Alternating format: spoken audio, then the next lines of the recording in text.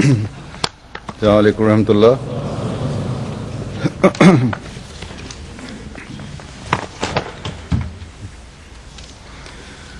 اشہد ان لا الہ الا اللہ وحدہ لا شریک لہ واشہد ان محمدا عبدہ ورسولہ. اما بعد فاعوذ باللہ من الشیطان الرجیم. بسم اللہ الرحمن الرحیم. الحمد للہ رب العالمین الرحمن الرحیم مالک یوم الدین. ایاک نعبد وإیاک نستعین. اهدنا الصراط المستقیم صراط الذین أنعمت علیہم غیر المغضوب علیہم ولا الضالین.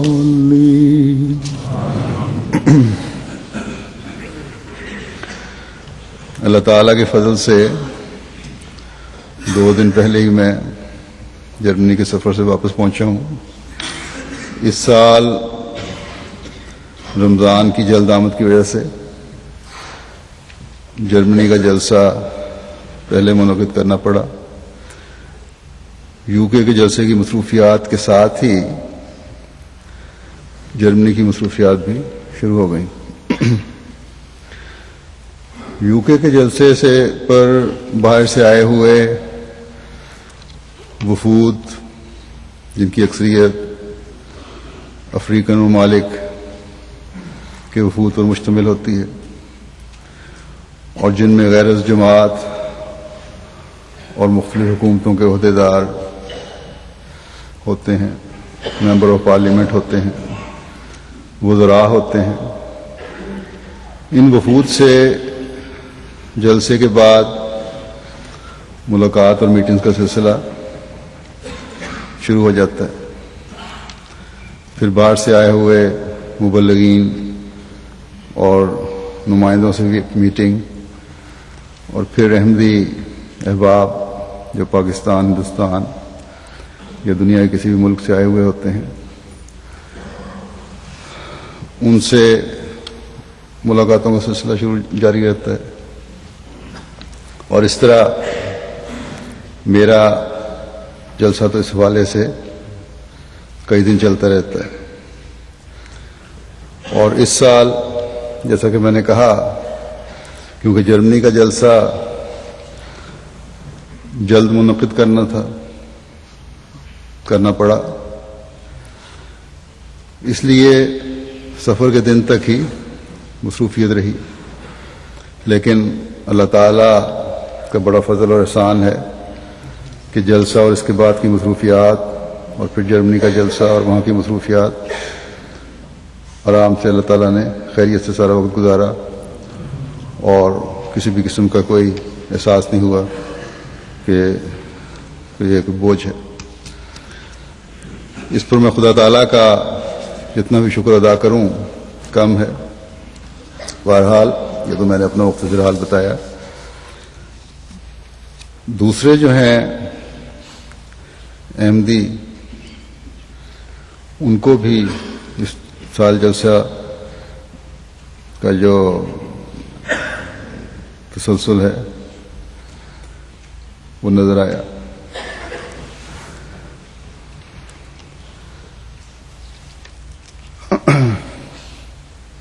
انہیں بھی یہ لگا کہ جلسہ سالانہ UK کا اثر جو ہے وہ لمبا چلتا چلا جا رہا ہے اور پھر اس کے ساتھ جرمنی کا جلسہ سالانہ مل گیا. ایک لکھنے والے نے، ایک دوست نے مجھے لکھا کہ جرمنی کے جلسے کو دیکھنے اور سننے کا بڑا مزہ آ رہا ہے. اور اس طرح گھر میں ہم سب لوگ وہی جو لنگر کے کھانے ہوتے ہیں وہ پکا کر اور جلسے کا سامان پیدا کر کے بیٹھے جلسہ سن رہے ہیں.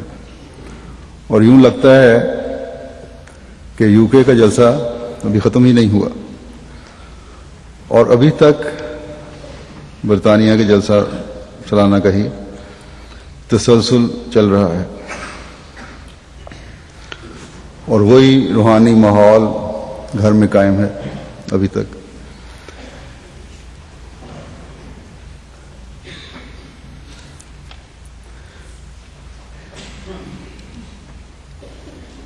ہر ایک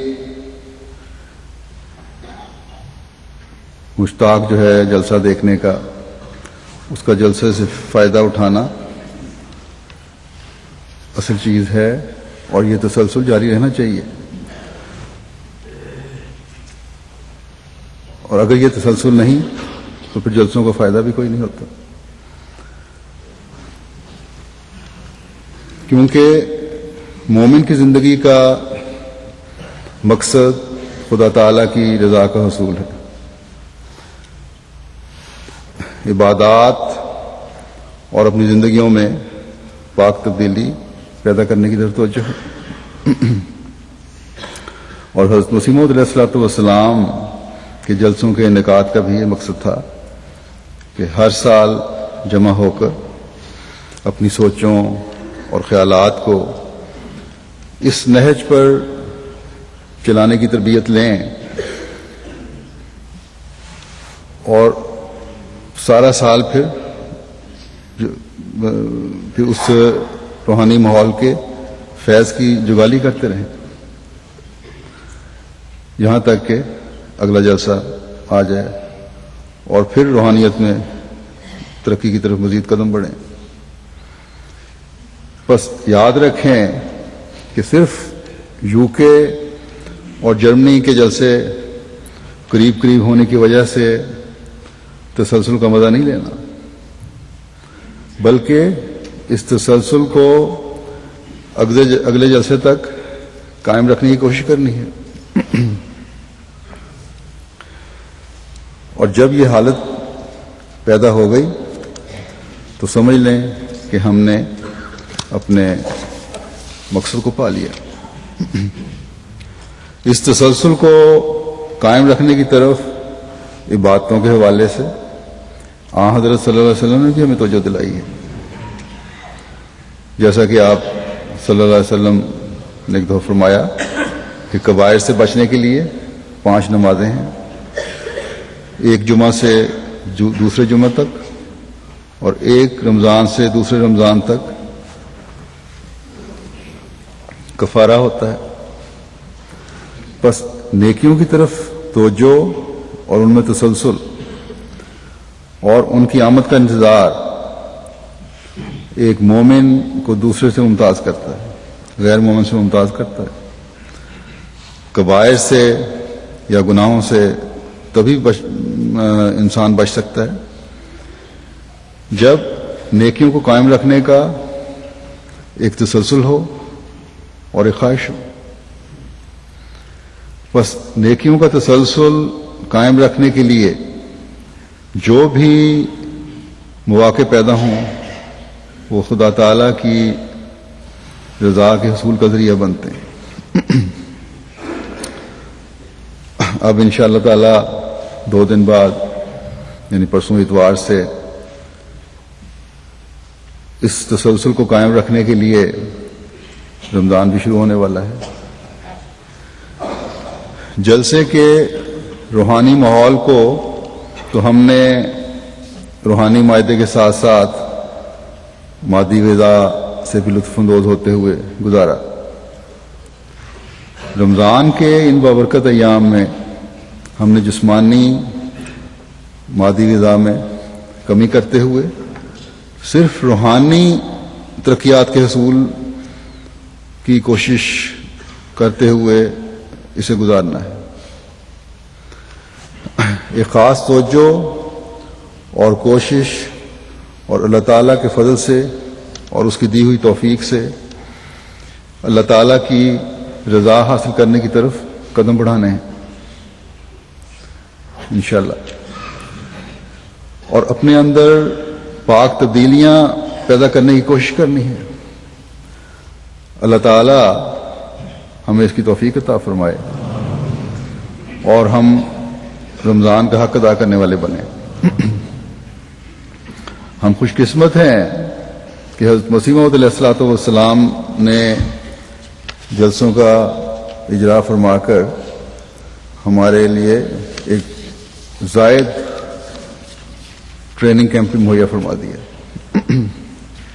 ایک ایسا روحانی ماحول مہیا فرما دیا جس میں ہر قسم کی نیکیوں میں آگے بڑھنے کی طرف توجہ دلائی جاتی ہے، ایک علمی، دینی اور روحانی ماحول میسر کیا جاتا ہے جس میں جہاں ہم اپنی اصلاح کی طرف توجہ کرتے ہیں، اپنے جائزے لیتے ہیں اور لینے چاہیے۔ جلسوں کے فوراً بعد ہی مخلصین کی طرف سے خطوط آنے شروع ہو جاتے ہیں کہ جلسہ ہمارے لیے بے انتہا علمی، دینی اور روحانی امور کی طرف توجہ دلانے کا باعث بنا ہے۔ جب احمدی اپنے جائزے لیتے ہوئے اس طرف دیکھے تو ایک حقیقی احمدی خوفزدہ ہو جاتا ہے اور پھر بڑے درد کے ساتھ دعا کے لیے کہتے ہیں کہ دعا کریں تو جو ہمیشہ قائم رہنے والی ہو، اور نیک نیتی سے ہم اس پر دوام حاصل کرنے والے ہوں۔ بس یہ بھی ایک خوبصورتی ہے جماعت احمدیہ کی، جس کو اللہ تعالیٰ نے حضرت مسیح موعود علیہ الصلوۃ والسلام کے ذریعے اپنی جماعت میں پیدا فرمایا۔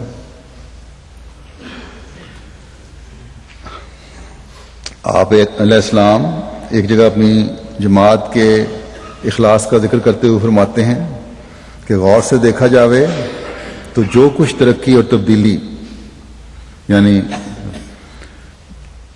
اخلاص اور وفا اور روحانیت میں ترقی مراد ہے، جو کچھ ترقی اور تبدیلی ہماری جماعت میں پائی جاتی ہے وہ زمانے بھر میں اس وقت کسی دوسرے میں نہیں ہے۔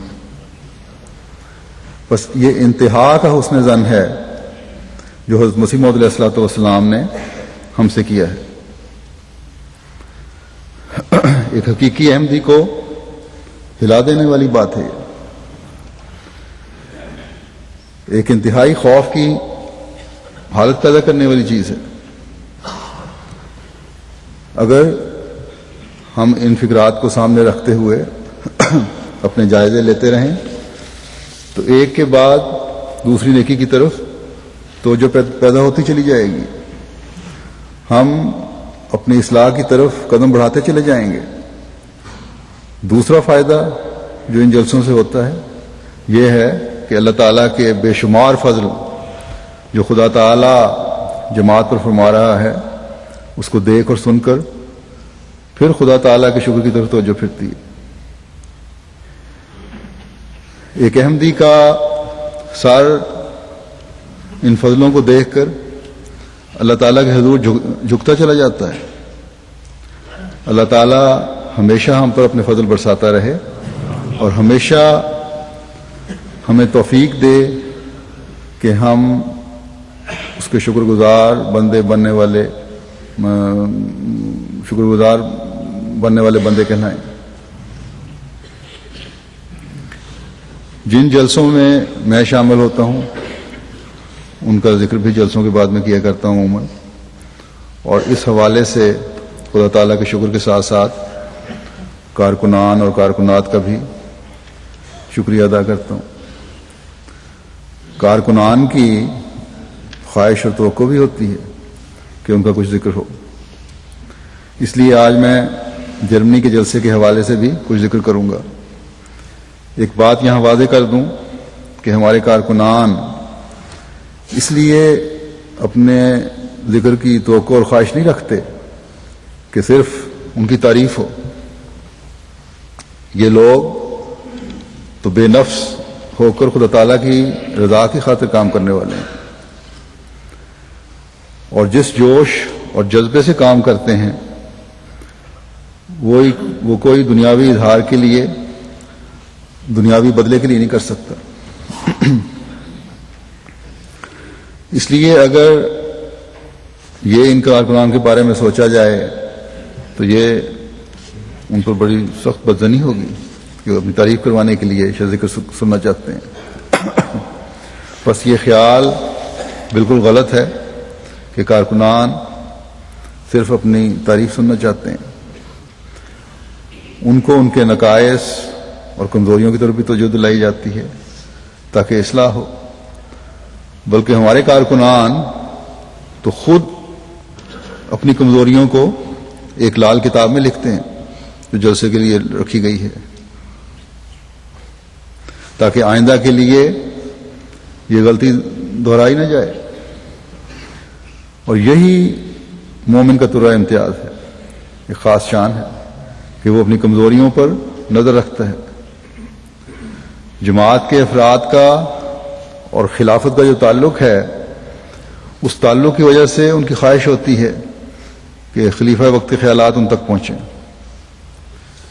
اگر خوشنودی کے الفاظ ہیں تو اللہ تعالیٰ کے حضور سجدہ شکر بجا لائیں، اور اگر کسی قسم کی کمزوریوں کی طرف کی نشاندہی کی گئی ہے، توجہ دلائی گئی ہے، تو تب بھی اس بات پر خوش ہوں اور اللہ تعالیٰ کا شکر ادا کریں کہ خدا تعالیٰ نے انہیں خلافت جیسی نعمت عطا فرمائی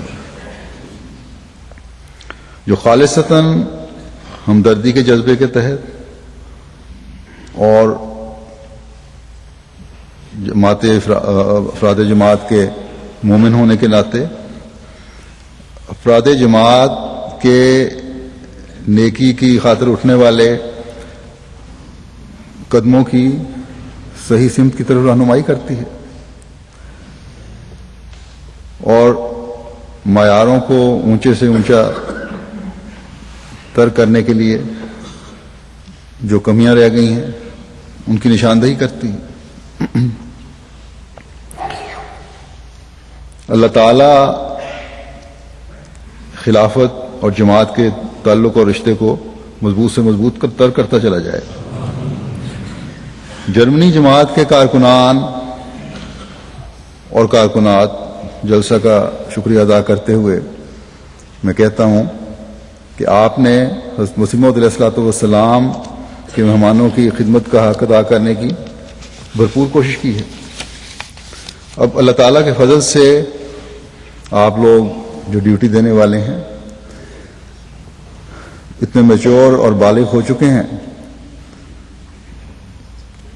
ان ڈیوٹیوں کے اکثر میدانوں میں کوشش کر کے کوئی معمولی نقص نکالے تو نکالے، ورنہ عموماً بہت اچھا کام ہوتا ہے. اور اس میں بھی نقص نکالنے والے کی نیک نیتی اور اصلاح کم ہوگی اور اعتراض زیادہ ہوگا. 100% تو کہیں بھی پرفیکشن نہیں ہو سکتی، لیکن انسانی طاقت کے اندر جو بہترین کام ہو سکتا ہے وہ کرنے کی کوشش کرتے ہیں، باوجود اس کے کہ اس کام کے کرنے کی کوئی باقاعدہ ٹریننگ نہیں لی ہوتی. جیسا کہ میں نے UK کے کارکنان کے بارے میں بھی کہا تھا، پھر بھی کہ مختلف قسم کے لوگ ہوتے ہیں، مختلف پیشوں کے لوگ ہوتے ہیں، اور مختلف کام کے سپرد کیے جاتے ہیں جو بڑے آسان طریقے پر سر انجام دیتے ہیں، لیکن پھر بھی اپنی تمام تر، جیسا کہ میں نے کہا، آسان طریقے پر سر انجام دیتے ہیں اور اپنی تمام تر صلاحیتوں کو اس کام کے سر انجام دینے کے لیے صرف کر دیتے ہیں.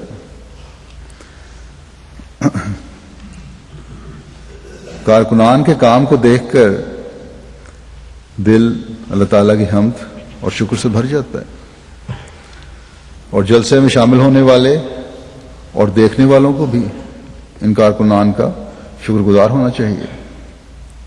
کہ بے نفس ہو کر کام کرتے ہیں، وہ کام کر رہے ہوتے ہیں جس میں کوئی مہارت حاصل نہیں کی ہوتی، لیکن اس کے باوجود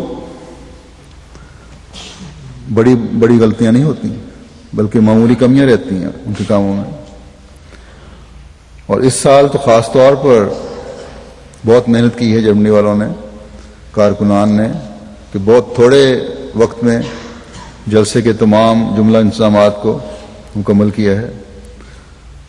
افسر صاحب جلسہ سالانہ بتا رہے تھے جرمنی کے کہ جلسے کے پہلے جو وقار عمل ہوتے ہیں وہ مارکیاں وغیرہ بھی وہ خود کھڑی کرتے ہیں اور دوسرے کاموں کے لیے۔ اس میں اگر وہ جماعت کو کہتے تھے کہ 250 یا 300 افراد کی ضرورت ہے تو ہمیشہ روزانہ کی جو وقار عمل کرنے والے آتے تھے وہ 40-50 زائد آ رہے ہوتے تھے۔ اور یہ خوبصورتی ہے خدمت کا جذبہ لیے ہوئے دنیا میں ہر جگہ احمدیوں کی، کہ جب بھی بلاؤ کسی کام کے لیے، جماعتی کام کے لیے، تو دوڑے چلے آتے ہیں۔ بس اس جذبے کو قائم رکھنا ہر احمدی کا فرض ہے۔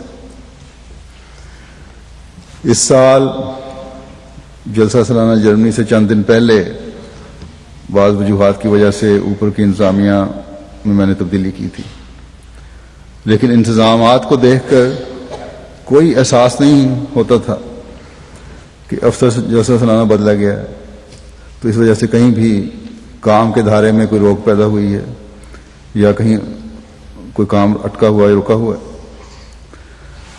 گزشتہ جلسہ سالانہ میں یا اس سے پہلے سالوں میں جو بھی اور جن بھی کمزوریوں کی نشاندہی کی گئی یا کارکنان نے خود کمیاں محسوس کی، انہیں بڑی خوبصورتی سے ٹھیک کرنے کی کوشش کی گئی۔ یا UK کے جلسے سالانہ میں جو اچھائیاں انہیں نظر آئیں ان کو سامنے رکھتے ہوئے انہوں نے فائدہ بھی اٹھایا۔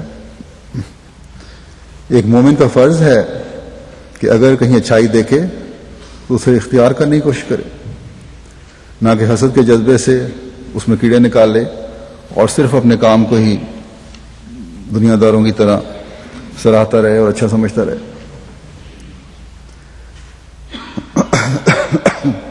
ہمیشہ یاد رکھیں کہ چاہے انفرادی طور پر ہو یا جماعتی طور پر ہو، جب بھی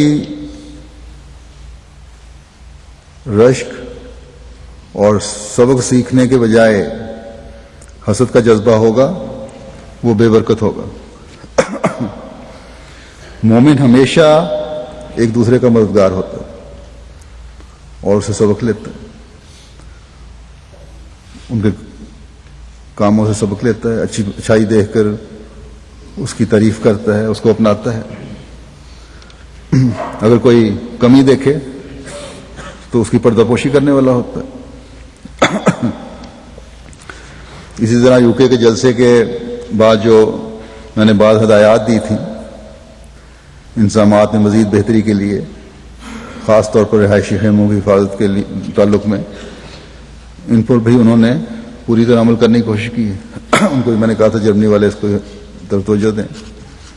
بہرحال ہر شعبے میں کارکنان اور کارکنات نے، جن میں ایک تعداد بالکل نوعمر اور نوجوانوں کی اور بچوں اور بچیوں کی ہوتی ہے، یہاں بھی وہاں بھی اور دنیا میں ہر جگہ، ان سب نے بھرپور طور پر اپنے فرائض ادا کرنے کی کوشش کی ہے۔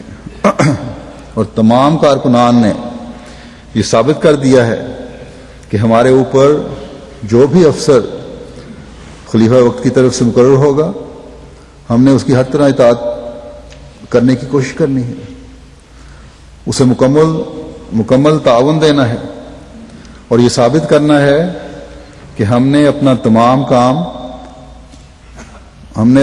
کام خدا تعالیٰ کی رضا کے حصول کے لیے کرنے ہیں۔ اور یہ ثابت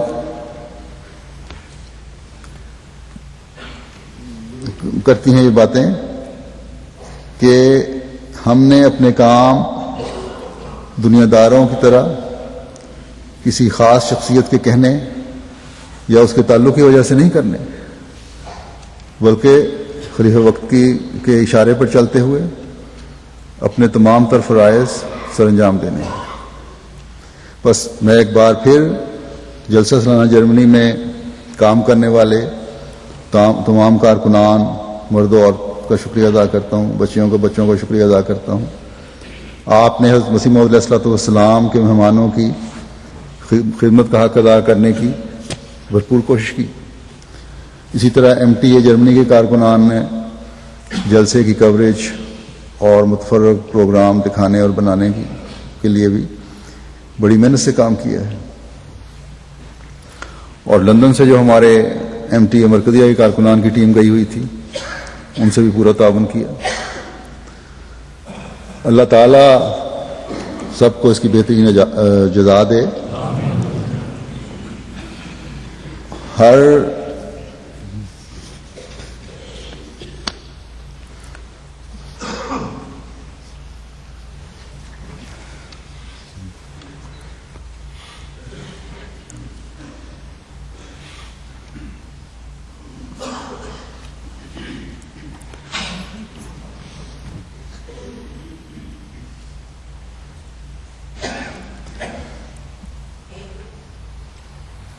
سال ایک ذکر کرتا ہوں میں جرمنی کے کچھ لڑکوں کے کام کا، جو کسی ایک علیحدہ شعبے کے تحت تو نہیں ہوتے، لنگر کے نظام کے تحت ہی وہ کام ہے، لیکن اس میں 3 بھائی بڑی محنت سے کام کرتے ہیں۔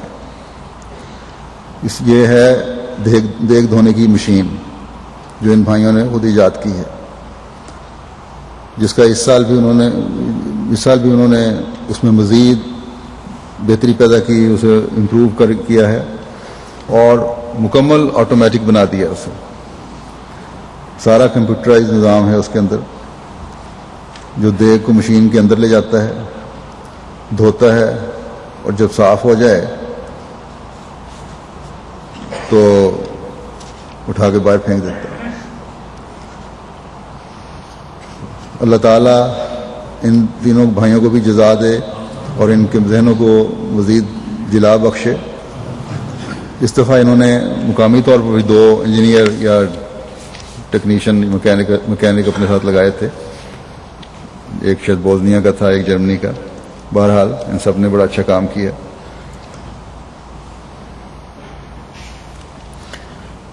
دوسرے یہ ہے کہ میرے دورے کے بعد عموماً احباب جو ہیں سفر کے حالات اور جلسے کے بعض واقعات جو MTA پر دکھائے اور سنائے نہیں جاتے،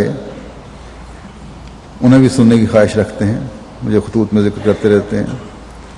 تو یہ سفر تو جیسا کہ ہم جانتے ہیں خدا تعالیٰ کی رضا کی خاطر ہوتے ہیں اور ہونے چاہیے، بلکہ جلسے میں شامل ہونے والے ہر شخص کا سفر ہی خدا تعالیٰ کی رضا کی خاطر ہوتا ہے۔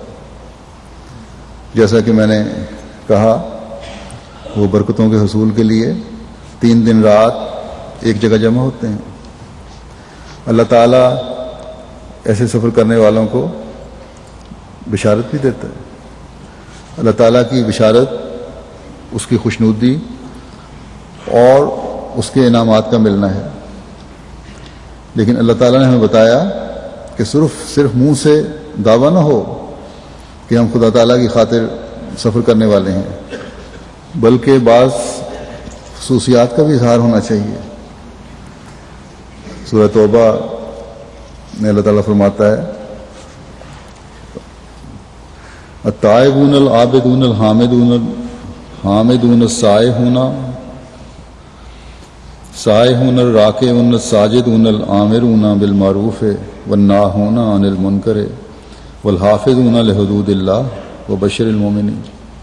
یعنی جو لوگ توبہ کرنے والے ہیں، عبادت کرنے والے ہیں، خدا کی حمد کرنے والے ہیں، خدا کی راہ میں سفر کرنے والے ہیں، رکوع کرنے والے ہیں، سجدہ کرنے والے ہیں، نیک باتوں کا حکم دینے والے ہیں اور بری باتوں سے روکنے والے ہیں اور اللہ کی حدود کی حفاظت کرنے والے ہیں، ایسے مومنوں کو تو بشارت دے، ایسے مومنوں کو تو بشارت دے۔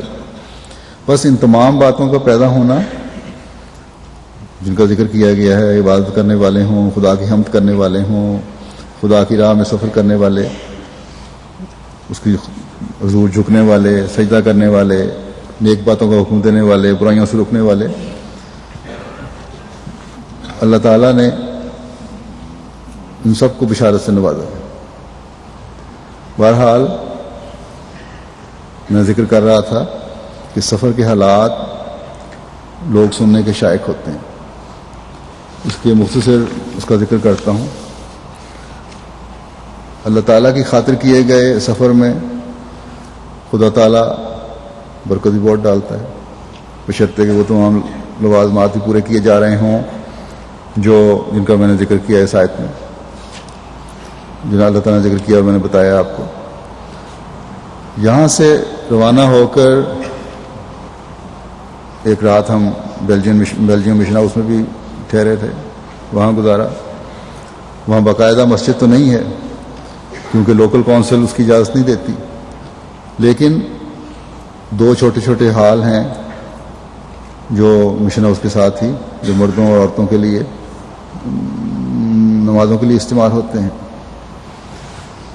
ہمارا یہ سینٹر برسل کے قریب ایک قصبے میں ہے جس کا نام دلبیک ہے۔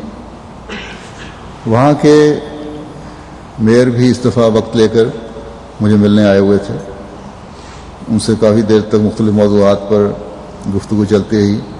میں نے جب مسجد کا ذکر چھیڑا تو کہنے لگے میں تو ذاتی طور پر تو اجازت کے حق میں ہوں، لیکن مقامی لوگ اور کونسل کے بہت سے اراکین جو ہیں باوجود اس کے کہ وہ جماعت کو برا نہیں سمجھتے، یہاں جماعت کے جو فنکشن وغیرہ ہوتے ہیں ان پر بھی آتے ہیں، اور بلکہ جہاں بڑے پیمانے پر جماعتی فنکشن ہوتے ہیں اور کافی ڈسٹربنس بھی ہوتی ہے، ٹریفک بھی ہوتا ہے، لوگ بھی آتے ہیں، نعرے بھی لگتے ہیں، اس پر بھی ان کو کوئی اعتراض نہیں ہوتا، لیکن مسجد بنانے کے مخالف ہیں وہ لوگ۔ ان کو رام کرنے میں، ان کو منانے میں کچھ عرصہ لگے گا۔ بہرحال ہمارے لیے تو مزید انتظار وہاں مشکل ہے، اس لیے میں نے وہاں کی جماعت کو یہ ہدایت دی ہے کہ برسل شہر میں مسجد کے لیے جگہ تلاش کریں تاکہ جلد ہم بیلجیم میں پہلی مسجد تعمیر کر سکیں انشاءاللہ، اور امید ہے انشاءاللہ تعالی جلد وہاں مسجد کی تعمیر کی کوئی صورتحال پیدا بھی ہو جائے گی۔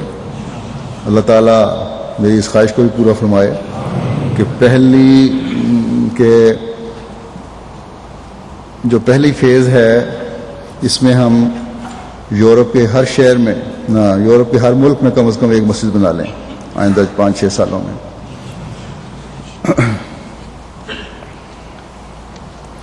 پھر انشاءاللہ تعالیٰ جب ایک مسجد بن جائے گی، جہاں مسجدیں نہیں ہیں تو ان میں اضافہ بھی ہوتا چلا جائے گا۔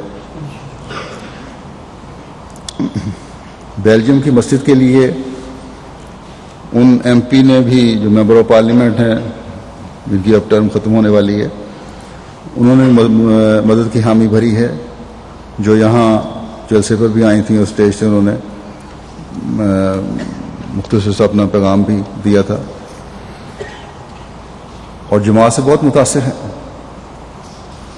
بلکہ میرے بیلجیم پہنچنے سے پہلے مشن ہاؤس میں موجود تھیں کہ میں استقبال کرنے والے لوگوں میں شامل ہوں گی، تو کافی دیر تک کھڑی رہیں۔ اللہ تعالیٰ ان کا اس لحاظ سے بھی سینہ کھولے کہ وہ احمد قبول کرنے کی طرف بھی قدم بڑھائیں۔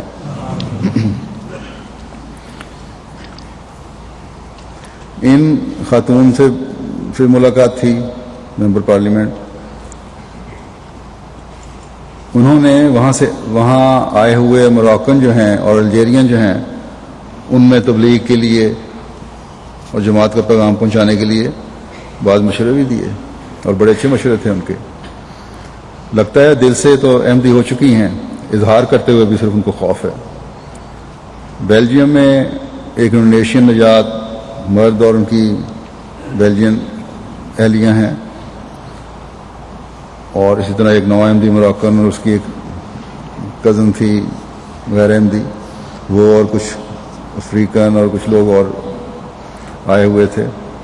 ان لوگوں سے بھی تربیتی اور تبلیغی موضوعات پر باتیں ہوتی رہیں۔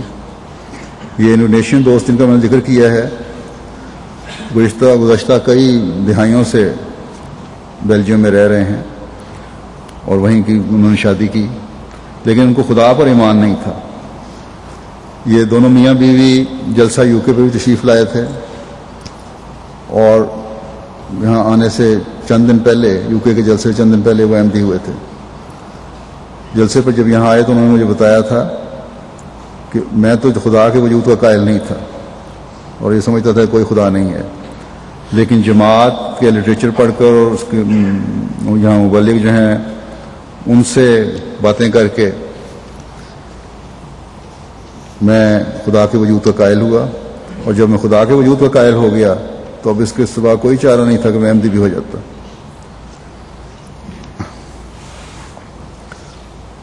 موراکن لڑکی جو تھی جو احمدی ہوئی ہیں، وہ انہوں نے اپنے والدین کی طرف سے مختلف اعتراضات اٹھائے ہوئے تھے، جو پرانے اعتراضات ہمیشہ کرتے رہتے ہیں جماعت پر. بہرحال یہ کافی 1 گھنٹے قریب یہ مجلس چلتی رہی. وہاں سے باہر نکلا ہوں تو افریقن اور بیلجین نواندی اور وہ لوگ جو احمدی تقریب ہیں اور دوستوں میں سے ہیں وہ بھی باہر کھڑے تھے.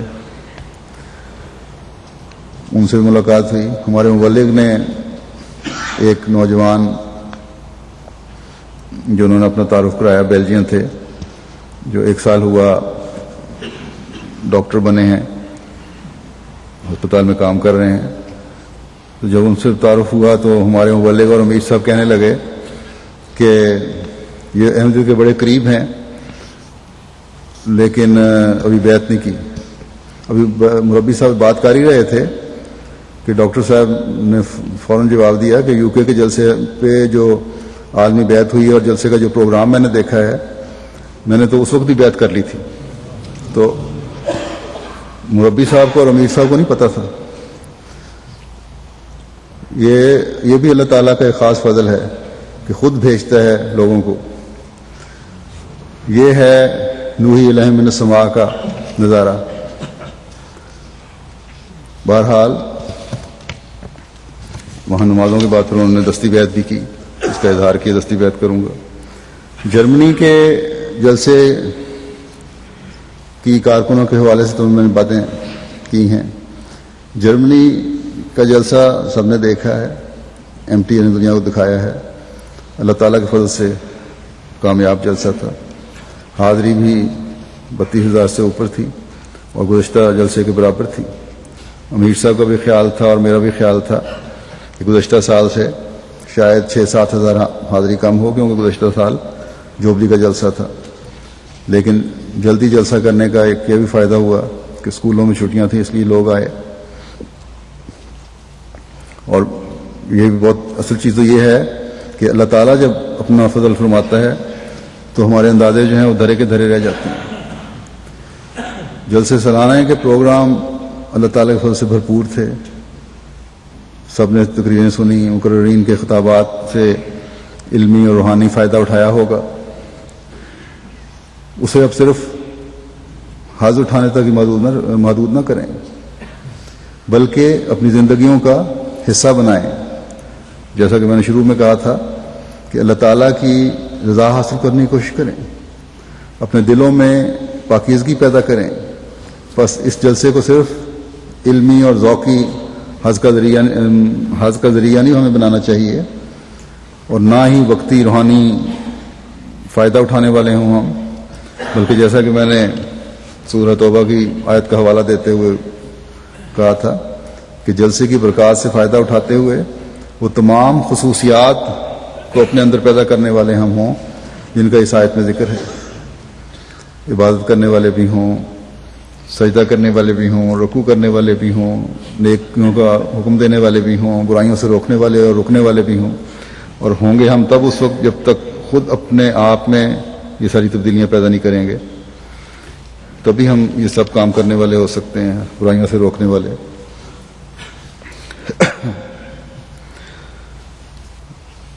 جلسے کی خاص باتوں میں سے ایک یہ بھی تھی کہ اس سال 10 ممالک سے، مشرقی یورپ کے اکثریت کے ممالک میں سے جلسے جرمنی پر نمائندگی ہوئی ہے.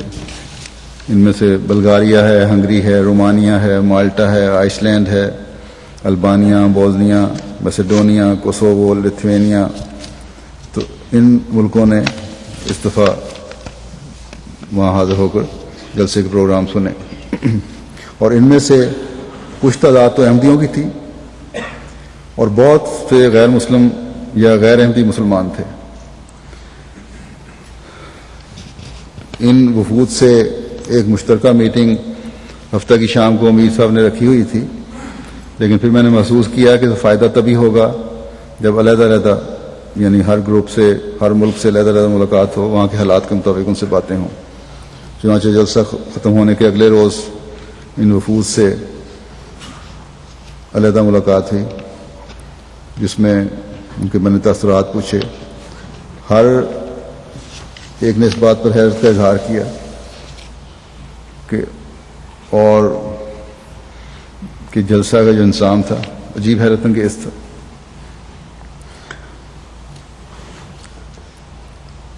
ہر ایک نے اس بات کا اظہار کیا کہ اب ہم نے جماعت کو دیکھ لیا ہے قریب سے، جلسے کو بھی دیکھ لیا ہے، جو احمدی نہیں تھے اب ہم اپنے رابطے جماعت سے مزید مضبوط کریں گے۔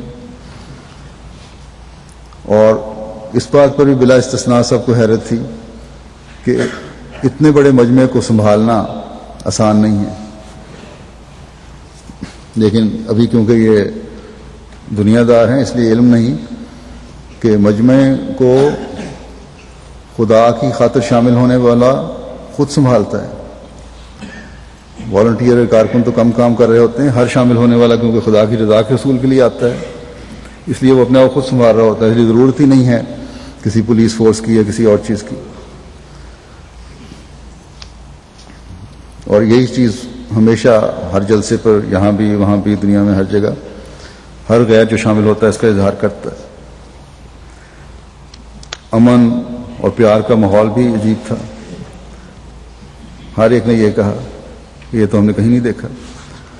ہر ایک لگتا تھا کہ دوسرے کے جذبات کا خیال رکھ رہا ہے۔ پھر یہ بھی ان کے لیے حیرت انگیز بات تھی کہ اتنے بڑے مجمع کو کھانا کھلانا اور بڑے آرام سے کھلانا، اور ایسٹ یورپ میں تو ویسے بھی ڈسپلن اتنا نہیں ہے، ان کے لیے تو بہت بڑی بات تھی۔ پھر ایک دوسرے کے لیے قربانی کا جذبہ تو ان کے لیے بالکل ہی انوکھی بات تھی۔ بس یہ بھی ایک خاموش تبلیغ ہے جو جلسے میں شامل ہونے والا ہر شخص کرتا ہے، اس لیے ہمیشہ اس خصوصیت کو بھی قائم رکھیں اور یاد رکھیں۔ بعض دفعہ جہاں بڑی بڑی دلیلیں کام نہیں کرتی، عملی نمونے جو ہیں اپنا کام دکھا جاتے ہیں۔ بلغاریہ سے 90 افراد کا وفد، باوجود اس کے کہ وہاں جماعت کی مخالفت ہے اور سرکاری مفتی جو ہے جماعت کے بڑا سخت مخالف ہے، اور اس مفتی کی وجہ سے ہماری جماعت پر بڑی پابندیاں بھی لگائی گئی ہیں، اس کے باوجود اتنے لوگ شامل ہوئے۔ اتنی تعداد میں لوگوں کا آنا، جس میں سے نصف احمدی اور باقی غیر جماعت دوست تھے، یہ اس بات کا ثبوت ہے کہ لوگ ان کی پابندیوں کی وجہ سے پھر حقیقت جاننا چاہتے ہیں۔ یہ پابندیاں بھی تبلیغ کا کام کرتی ہیں۔ مخالفت کی وجہ سے عیسائیوں کو بھی توجہ پیدا ہوئی ہے، اور بہت سے عیسائی بھی وہاں آئے تھے۔ ایک باپ بیٹی آئے ہوئے تھے، انہوں نے کہا مجھے علیحدہ بھی ملنا ہے۔ میں نے تو باپ نے پھر بتایا مجھے کہ گزشتہ سال میں بھی آیا تھا، میں اور اپنے بیٹے کے ساتھ آیا تھا، اور میرا بیٹا وہاں پولیس کی سیکرٹ پولیس جو ہے اس میں ملازم تھا۔ جلسے پر آنے کی وجہ سے واپس جاتے ہی اس کو خلاف چارج شیٹ لگ گئی، محکمانہ کارروائی کی گئی اور اس کو پولیس سے فارغ کر دیا گیا۔ اور قانون تو وہاں بھی اس طرح قائم نہیں، اس لیے وہ میں نے کہا مقدمہ کر کے اپنا حق لیں، تو انہوں نے کہا وہ بھی ملنے کی کوئی امید نہیں ہے۔ تو صرف الزام اس پہ یہ تھا کہ جرمنی میں احمدیوں کا جلسہ ہوا، وہاں کیوں گئے؟ ضرور تم نے کچھ نہ کچھ بغاوت کا عنصر ہے۔ میں نے اس شخص سے، جو اس لڑکے کا باپ تھا، ان سے کہا کہ اپنے بیٹے سے کہیں کہ احتیاط کریں، ہمارے لیے اپنے آپ کو اتنی مشکل میں نہ ڈالیں۔ اس پر اس شخص نے جواب دیا کہ میرا بیٹا کہتا ہے کہ مجھے تو ان میں سچائی نظر آتی ہے اور یہ مظلوم بھی ہیں، اس لیے میں ہمیشہ انہی کا ساتھ دوں گا، چاہے میری نوکری جائے یا کچھ اور مجھے تکلیفیں برداشت کرنی پڑیں، تو مجھے اس کے بعد کوئی پرواہ نہیں۔ تو یہ باتیں کون ان کے دلوں میں ڈالتا ہے؟ سوائے اللہ تعالیٰ کے کوئی نہیں کر سکتا۔ احمدیت کے بڑے قریب ہیں یہ لوگ، اللہ تعالیٰ جلد ان کا سینہ بھی کھولے۔ بیٹی بھی پڑھی جو ان کے ساتھ آئی تھی اس دفعہ، ان کی پڑھی لکھی ہیں، ہمارے بعض لٹریچر اور کتب کے اقتباسات کا انہوں نے ترجمہ بھی کیا ہے۔ ان کا جماعت کے ساتھ اٹھنا بیٹھنا، وہاں ایک پاکستانی فیملی ہے صرف، اور اس فیملی نے اس وقت مبلغین تو وہاں ہے نہیں، ساری جماعت کو وہاں سنبھالا ہوا ہے، کافی بڑی تعداد میں ہو گئی جماعت۔ اور ان کا جو عیسائی ہے خاتون جن کا میں نے ذکر کیا، ان کا بھی اٹھنا بیٹھنا ہے اس لیے وجہ سے بھی کہ جماعت کے لٹریچر کا یہ ترجمہ کرتی ہیں، اور اسی وجہ سے انہوں نے اردو بھی سیکھ لی ہے۔ تو میں جب اس خاتون کے والد سے مربی صاحب کے ذریعے باتیں کر رہا تھا تو یہ لڑکی اپنا سارے لاتی جاتی تھی، مجھے خیال آیا کہ سمجھ اس کو آ رہی ہے، میں نے پوچھا تو اس نے کہا ہاں میں نے کافی حد تک اردو سیکھ لی ہے۔ اللہ تعالیٰ اس کا بھی سینہ کھولے اور قبولیت کی توفیق عطا فرمائے۔ اس خاتون کے اردو بولنے سے مجھے یہ خیال پیدا ہوا کہ وہ جو ابھی بیعت میں شامل بھی نہیں ہوئے، وہ تو قریب آنے کے لیے اردو سیکھ رہے ہیں، اور وہ جن کے ماں باپ کی یہ زبان ہے وہ اسے بھول رہے ہیں۔ یہ بعد میں آنے والے حضرت مسیح موعود علیہ الصلوۃ والسلام کا لٹریچر آپ کی زبان میں پڑھ کر پرانوں سے کہیں آگے نہ نکل جائیں۔ ان وفود میں بعض اخباری نمائندے بھی تھے جنہوں نے اپنے ملکی اخباروں میں جلسے کی خبریں مع تصویروں کے شائع کروائی ہیں، اور اس حوالے سے بھی جلسہ جو ہے وہ تبلیغ کا ذریعہ بن گیا اور جماعت کے تعارف کا ذریعہ بن گیا۔ ان اخباری نمائندوں کو میں نے جماعت کا تعارف اور تفصیل سے جو ہم انسانیت کے لیے خدمت کر رہے ہیں اس کے بارے میں بتایا، ان کو توجہ دلائی کہ انسانی قدروں کی پہچان ہونی چاہیے۔ انہوں نے وعدہ کیا ہے کہ وہ اس حوالے سے اخبارات میں کالم لکھتے رہیں گے۔ جلسے کے بعد جرمن احمدی عورتوں اور مردوں سے بھی علیحدہ گروپ کی صورت میں ملاقات ہوئی۔ اس جلسے میں شامل ہونے والی وہ خواتین جو قریب تھیں، ان میں سے 2 بیعت کر کے جماعت میں شامل ہوئیں۔ ایک ان میں سے جرمن تھیں اور ایک مصری نژاد تھی، مصری خاتون، ان کے میاں بھی مصری تھے، وہ بڑے عرصے سے یہاں آباد ہیں، انہوں نے بیعت کی۔ جو جرمن خاتون جنہوں نے بیعت کی وہ تو جذبات سے اس قدر مغلوب تھیں کہ جب میں نے ان سے کچھ سوال کیے اور تاثرات بیان کرنے کو کہا تو ان کے منہ سے الفاظ نہیں نکل رہے تھے جذبات کی وجہ سے، بار بار رو پڑتی تھی، اور یہ کیفیت کبھی بناوٹ کی وجہ سے پیدا نہیں ہو سکتی۔ بعض نئی احمدی خواتین نے اس بات پر بھی بے چینی کا اظہار کیا کہ ہم بعض دکانوں میں کام کرتی ہیں، پہلے ہی کر رہی تھیں، جہاں سور اور شراب کا کام بھی ہوتا ہے، ہم کوشش کر رہی ہیں کہ اس کام کو جلد چھوڑ دیں، یعنی ان دکانوں کو جلد چھوڑ دیں، براہ راست تو نہیں کرتی یہ کام، لیکن بے چینی سے اس بات کا اظہار کر رہی تھیں کہ ہم سے اس وجہ سے چندہ نہیں لیا جاتا۔ تو ان کو میں نے بتایا کہ اگر تم براہ راست یہ شراب پلانے اور رکھنے اور سنبھالنے کا کام نہیں کر رہی یا سور کا کام نہیں کر رہی تو پھر تو کوئی پابندی نہیں ہے، لیکن اگر کسی بھی قسم کا ایک کام میں ملوث ہو تو بہرحال چندہ نہیں لیا جائے گا، یہ عذر تمہارے لیے تو جائز ہے کہ اپنا پیٹ پالنا ہے، لیکن جماعت کے لیے نہیں۔ پھر جرمنی اور یورپ کے مرد احمدیوں کی جب باری آئی تو ان میں سے بھی بہت سارے ہیں جو جماعت کے بہت قریب ہیں، وہ بھی اس میں شامل ہوئے، ان سے ملاقات ہوئی۔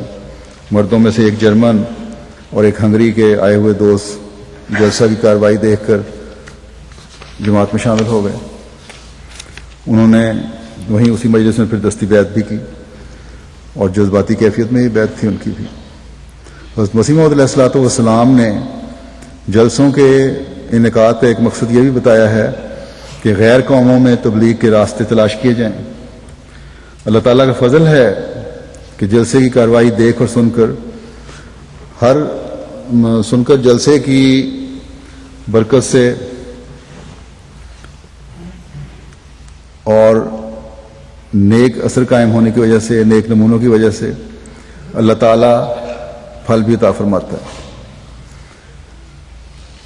یہاں ایک وضاحت یہ بھی کرنا چاہتا ہوں کہ جلسہ سالانہ UK پر میں نے نئے شامل ہونے والے ملکوں میں لتھوینیا کا نام بھی لیا تھا، جس پر مجھے یہ بات پہنچی کہ یہ ملک تو خلیفۃ مسیح رابع رحمہ اللہ تعالیٰ کے وقت میں شامل ہو گیا تھا اور دوبارہ تعداد بڑھانے کے لیے شاید نام لیا گیا ہے۔ ملکوں کی تعداد جو میں نے 193 بتائی ہے، اس کو شامل کر کے بھی اتنی تعداد ہی بنتی ہے۔ اس بارے میں ایک وضاحت یہ بھی کر دوں کہ 1992 میں یہاں جماعت کا نفوذ ہوا تھا، چند لوگوں نے بیعت کی تھی، وہاں مشن بھی کھولا گیا تھا، مبلغین سلسلہ کو بھجوایا بھی گیا تھا۔ اس دوران وہاں جماعتی حالات خراب ہو گئے اور جو چند احمدی ہوئے تھے انہوں نے تاتاری مخالفین کے ساتھ مل کر جماعت کی مخالفت شروع کر دی اور معاندانہ رویہ رکھا، پیچھے ہٹ گئے۔ ان حالات میں اپریل 1994 میں وہاں سے مبلغ کو بھی فوراً نکالنا پڑا۔ 1995 میں خلیفۃ مسیح رابع رحمہ اللہ تعالیٰ کی ہدایت پر لتھوینیا کو ان ممالک کی فہرست میں سے نکال دیا گیا جہاں جماعت قائم کی گئی تھی، بلکہ خود خلیفۃ مسیح رابع نے اس کا اعلان فرمایا تھا کہ میں اس کو نکالتا ہوں۔ جرمنی کے سپرد یہ ملک کیا گیا تھا۔ اب 14 سال کے بعد اس ملک میں نئے سرے سے احمدیت کا نفوذ ہوا ہے۔ ایک مخلص خاتون جماعت میں شامل ہوئی ہیں، شادی بھی پاکستانی سے ہوئی ہے اور اللہ تعالیٰ کے فضل سے وہاں رابطے مزید بڑھ رہے ہیں اور امید ہے انشاءاللہ تعالیٰ جماعت وہاں ترقی کرتی چلی جائے گی۔ بہرحال اللہ تعالیٰ کے فضل سے یہ سفر کامیاب رہا۔ اب جیسا کہ میں نے کہا کہ 2 دن بعد رمضان بھی شروع ہو رہا ہے۔ اس روحانی ہلچل کے تسلسل کو قائم رکھیں اور دعاؤں کی طرف توجہ دیں۔ تقویٰ میں بڑھنے اور دعاؤں کی قبولیت کا یہ خاص موقع ہمیں انشاءاللہ تعالیٰ ملنے والا ہے۔ بس ہم میں سے ہر ایک کو یہ دعا کرنی چاہیے کہ اللہ تعالیٰ ہماری روحانی ترقی کے سامان پیدا فرماتا چلا جائے، ہمیں پاک صاف کر دے، ہمارے اندر کی تبدیلیوں کو جو اللہ تعالیٰ نے فرمائی ہیں ایک خاص ماحول کی وجہ سے مستقل رہنے والی تبدیلیاں بنا دے۔ حضرت مسیح موعود علیہ الصلوۃ والسلام فرماتے ہیں کہ یہ بھی یاد رکھو کہ سب سے اول اور ضروری دعا یہ ہے کہ انسان اپنے آپ کو گناہوں سے پاک صاف کرنے کی دعا کرے۔ ساری دعاؤں کا اصل اور جز یہی دعا ہے، کیونکہ جب یہ دعا قبول ہو جاوے اور انسان ہر قسم کی گندگیوں اور آلودگیوں سے پاک صاف ہو کر خدا تعالیٰ کی نظر میں مطہر ہو جاوے تو پھر دوسری دعائیں جو اس کی حاجات ضروریہ کے متعلق ہوتی ہیں، دنیاوی ضرورتوں کے لیے اور حاجتوں کے متعلق ہوتی ہیں، وہ اس کو مانگنی بھی نہیں پڑتی، وہ خود بخود قبول ہوتی چلی جاتی ہیں۔ بڑی مشقت اور محنت طلب یہی دعا ہے کہ وہ گناہوں سے پاک ہو جاوے اور خدا تعالیٰ کی نظر میں متقی اور راست باز ٹھہرایا جاوے۔ اللہ تعالیٰ ہمیں توفیق دے کہ ہم اس نقطے کو سمجھتے ہوئے اپنے لیے دعائیں کرنے والے ہوں اور اس رمضان میں اللہ تعالیٰ کے فضل کو جذب کرتے ہوئے اپنے اندر پاک تبدیلیاں، ایسی پاک تبدیلیاں پیدا کریں جو مستقل ہماری زندگیوں کا حصہ بن جائیں۔ پاکستان کے احمدیوں کے لیے بھی دعائیں کریں اس رمضان میں، اللہ تعالیٰ انہیں بھی ہر شر سے محفوظ رکھے، کیونکہ رمضان میں مخالفت بھی زوروں پر ہو جاتی ہے۔ ان کے لیے رمضان کی نیکی یہی ہے کہ احمدیوں کی مخالفت کرو اور انہیں تنگ کرو اور انہیں نقصان پہنچاؤ۔ جہاں جہاں اور جس ملک میں بھی احمدیت کی مخالفت ہے وہاں ہر احمدی کو اللہ تعالیٰ اپنی پناہ میں رکھے۔ یہ رمضان جماعت کے لیے بے شمار برکتیں اور فضل لے کر آئے۔ और हम इससे सही रंग में इस्तिफादा पाने वाले हों।